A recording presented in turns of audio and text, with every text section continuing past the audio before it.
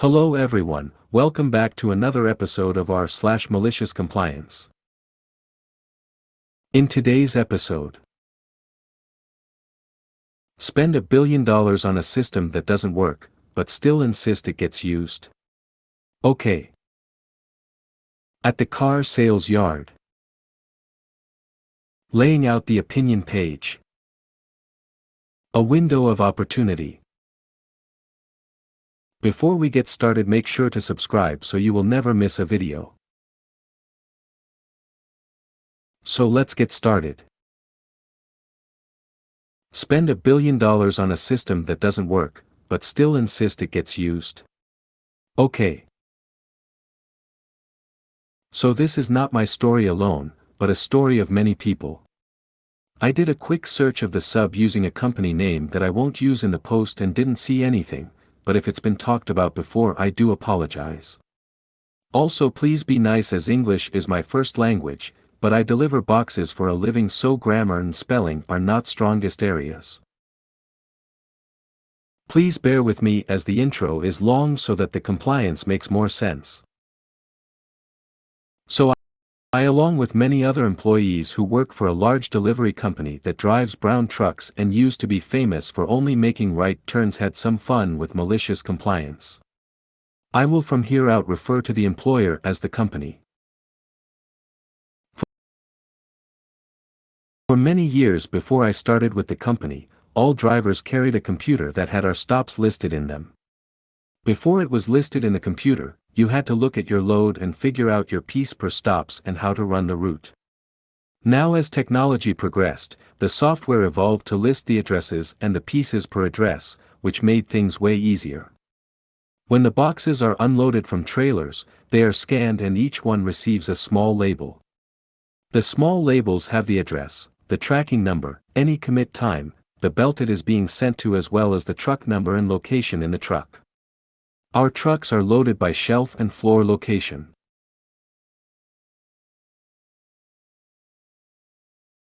There are 4 large shelves in the back, with 1,000 and 5,000 being on the same shelf, 2,000 and 6,000 being the same shelf, 3,000 and 7,000 being the same shelf, and 4,000 and 8,000 being the same shelf.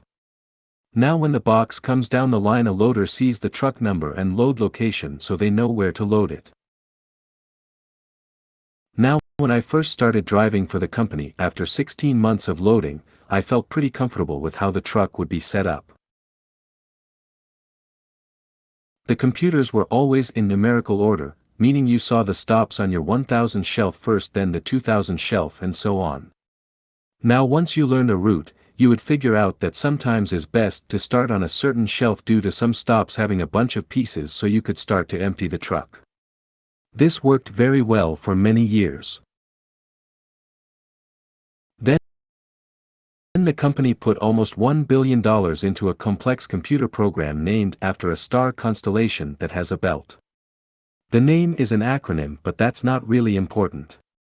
What is important is that this new system was supposed to figure out the best way for a driver to run the route in the least amount of miles. When the system was first released, it was awful. But after a few updates, the company made it known to all employees that we were to follow the route at least 90% of the time. Most of us drivers brushed it off at first because it made no sense. It would tell you that you needed to do a stop from the middle of your 8,000 shelf because it happened to be next to a commit time package that was loaded on your 1,000 shelf. Sounds simple, right? Well, that's all well and good if your load is in perfect order and your truck isn't completely full to the point that you have to climb over stuff to reach the 8,000 shelf. Well, the company kept pushing us to follow the route the computer said. So cue malicious compliance.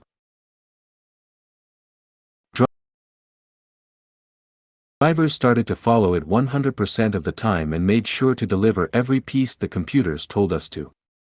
This meant that if you have a stop that's buried in the back, we would dig till we found the box. Now, digging in the back can take a lot of time due to many different factors. But by following the program 100%, we started to have extreme amounts of missed commit time deliveries, which means the company has to refund that to the next shipping level. It also meant that drivers were having issues getting business deliveries done before starting pickups. Then that led to missed pickups. For weeks we would follow it 100% and have service failures. When we were called into the office, a shop steward would simply say the driver was working as directed. After a while the company realized that a computer doesn't know a route as well as a driver does. A driver knows traffic patterns and when certain places actually open. Another aspect of the compliance came with drivers who were part of a group that didn't want extra hours. If a driver was a part of that group, then 3 days a week they would have to be off in under 9.5 paid hours. To ensure these hours were met, the company would send other drivers who wanted hours to take stops off those drivers. The only system would usually mean that a driver would give away 10 to 20 stops at the end of their days. With the new system, that number about doubled. Now that part didn't really bother drivers on the list because of the penalty pay that came with going over 9.5 hours more than twice a week. The company eventually backed down but wouldn't go back to the old system. So now most drivers still deliver their routes how they did for years to ensure that customers are taken care of. The company still says that new updates will help, but at this point it just seems like they are trying to cover their own asses for how much the system cost. Also a little PS. We don't actively try to come to your house at the same time every day for a signature, but sometimes with how certain areas work we are going to be there around the same time every day. We want you to be there to sign for it so we don't have to come back tomorrow, but sometimes we can't help it. At the car sales yard. For most of my working life I have been in new car sales. This happened quite some time ago to a colleague of mine, and I was there to witness it. We had a current special on one of our small new sedans. It was being advertised everywhere as a drive-away special. If I remember correctly, it was $19,990 drive away. This was also painted on our showroom windows in massive writing. On a fairly quiet day, an older gentleman walks in with an Automobile Association magazine in hand.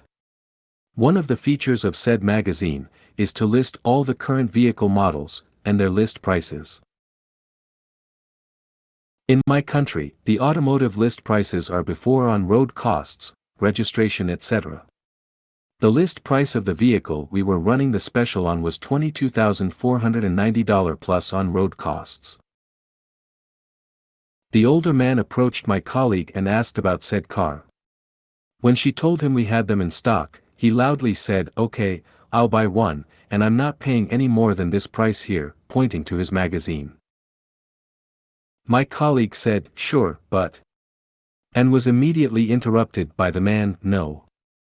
I'll not have any of your sales tricks. I'm buying one, and I won't pay any more than the $22,490 shown here in the magazine." My colleague tried one more time to point out the special, and was rudely shut down again. So she sold the old man his car for $2.5K more than the special. Laying out the opinion page. I used to be the managing editor of a weekly community newspaper. This is the sort of paper everyone expresses contempt for, but also loves to read, because it's strictly local. You're probably not going to get the latest news about the war in Ukraine, but you will get the scoop on the high school football game and how the team played. We won't talk to a White House spokesperson about loan forgiveness, but we will talk to the mayor about plans to upgrade the library. If it doesn't have a strong local connection, we're not going to print it. This particular week, I got an 800-word opinion piece from the teachers' union. Contract negotiations are breaking down, and while I've got my reporter covering the story in the news section, our opinion pages are meant to be a community forum. If the union wants to state its position and try to persuade the community to its side, that's fine. The top of page 5 that week, I run a guest column by the union president. The paper comes out on Thursday. Predictably, I come into the office on Friday morning and there's a response from the school board. It's about 40 words long, and essentially says, "We're disappointed to see the union trying to bring public pressure to bear on negotiations like this." Attached is a note, addressed to me, "Please run this as a letter to the editor next week." Skip ahead to next Thursday, when the paper goes out. There is a handful of letters to the editor about the usual topics, including one from the school board. Friday morning, I waltz into my office and there is an email dripping with snake venom. It is signed by the board president. "It is so disappointing to see the local paper taking sides in a labor dispute you should be covering impartially," the email states. "We expect you to run our submission again next week, giving it the same position and prominence as you gave the union, ipso facto, ex nihilo, e pluribus unum, etc., dominus omus, get on the bus," with actual vague threats of legal action and unkind words to my boss about my unprofessional behavior, without even considering how ridiculous a 6-column layout of a 40-word statement will look under a 36-point headline. So I reply to their email and attach a copy their original letter. With just a little bit of malice, I underline their original request that I run it as a letter to the editor. It doesn't seem very reasonable to ask me to run something as a letter to the editor and then get angry when that's exactly what I do. Never heard a peep out of them about my unprofessional behavior again. A window of opportunity. When I was fresh out of high school, I moved from my small town to be near my family. Initially, I worked at Walmart, but I got an offer for $10 an hour for a window factory, which was almost $1 more than I was making, so I agreed and signed an employment contract through a temp agency. All was well for a couple of weeks until one payday when I saw that I was on making $9.50. I had not checked before, and checked with the HR for the factory. They said that I had to check with the temp agency since I wasn't full-time. They had a representative for the temp agency in the building, so I went and talked to her. She told me harshly that they deducted a part of my check in return for employing me there. I said no, I specifically asked what I would be making hourly and you told me 10 an hour and that you would deduct a flat fee for employment. There was no agreement to take from my hourly wage because that would be way more than the agreed upon fee. And I know the factory pays you a fee for finding them employees. She shrugged and said there's nothing I could do, it was in the contract. The next day I returned to the temp agency with my copy of the contract and told them to show me where I agreed to a deduction from my hourly wage. They refunded and said that if I didn't like it I could quit. I was pissed. I had been working long hours volunteering for extra hours. I still worked, but I was trying to think of what to do. Apparently, I looked angry, so when one of the higher-ups came by for their safety walks, this big biker-looking guy, I told him what was up. He told me there was nothing he could do since I was a temp and I hadn't been there long enough to warrant early employment and that the temp agency would have to agree. I said I could quit. He said yes I could, but that wouldn't do anything besides make me unemployed and that I'd have to wait 6 months to a year to reapply. He said he knew I was a good worker and that I went out of my way to learn as much as possible, to help out as much as possible. He asks if I had kids. I said no. He asked my living situation and at the time I was staying with my grandma. He then smiled and said, "Why don't you just work normal hours?" I asked what he meant. He told me that per the temp contract I only had to work as needed, so if I quit volunteering for overtime they wouldn't make as much. They paid normal wage for anything over 40 hours. I asked if that would affect my chances of getting hired on. He assured me he'd make sure it wouldn't. So the next few weeks I didn't volunteer for overtime and left early when I could. My direct supervisor noticed and asked why. I told him and directed him to talk to biker guy. At first it didn't seem that the temp agency noticed. After 3 weeks they asked me why I didn't sign up for overtime. They had a paper you wrote your name on in their office when you went to pick up your paycheck. I asked why should I, when not only did I not get time and a half for overtime but that they lied to me about my wage and deducted more than agreed. They mentioned the contract. I reminded them that I have been working the agreed hours and only went home when the factory didn't need me.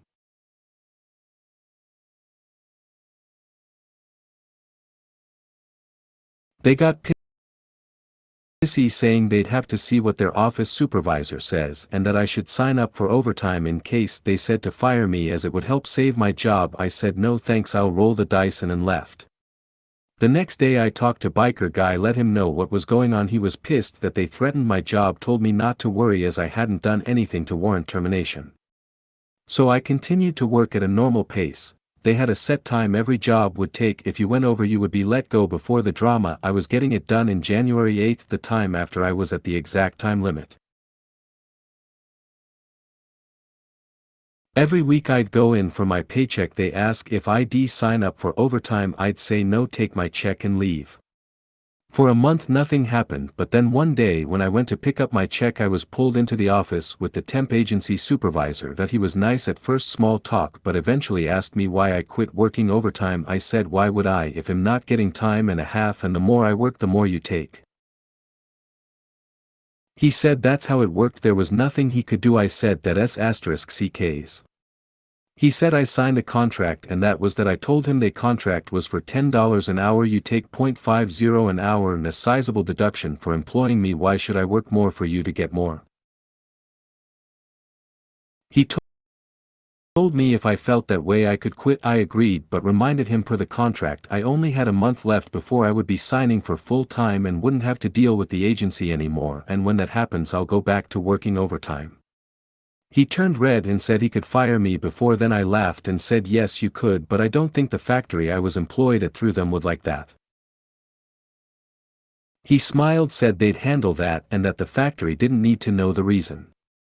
I smiled bigger and said they already knew and name dropped the biker guy. I told him that biker guy assured me that what I was doing wasn't worthy of termination and that if he did want to fire me my first step would be a call to biker guy and let him know. Biker guy was well connected in the factory and temp agency and had a say in whether or not the contract with the temp agency got renewed. He stood there stewing for several minutes before telling me I could leave. I asked if I was fired. He shouted no, so I left. I spent the next month working at my new pace, and when it was time to get full-time the temp agency tried to delay it, saying that since I left early I still owed them some hours, but one call from biker guy shut that down. Once I was full-time I volunteered for all the overtime I could get and went back to running around the factory helping wherever I could. I know this wasn't really much of a revenge story, but the look the temp lady gave me every day as I went in for more overtime was so satisfying. If you made it to the end of the video, thanks for watching. Don't forget to like, subscribe and share, and we will see you in the next video.